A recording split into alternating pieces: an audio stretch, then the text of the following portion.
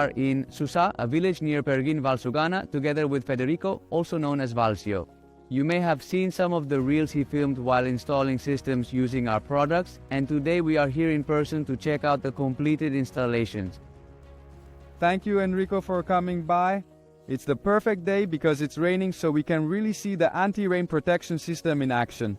This is a 2-year-old cherry orchard with 3.5 meters between rows and around 1.2 meters between plants. We decided to install an anti-rain protection system out of necessity due to cracking damage to the cherries. We also added a perimeter anti-insect net and had a 50 centimeter sewing made to close the gap between the covers above.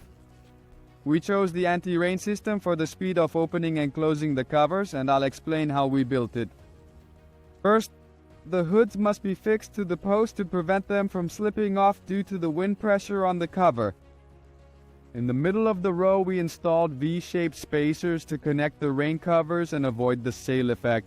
The structure was built using 8x12 perimeter posts and 8x8 intermediate ones, with a height of 5.3 meters. During the design phase, we included a tunnel at each head of the system to allow the operator to perform all tasks without having to enter and exit the structure multiple times.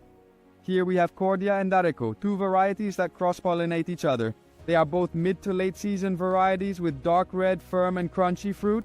Federico, you've installed many anti-hail protection systems on apple orchards. This anti-rain protection system for cherries is one of the first you have worked on. How was your experience?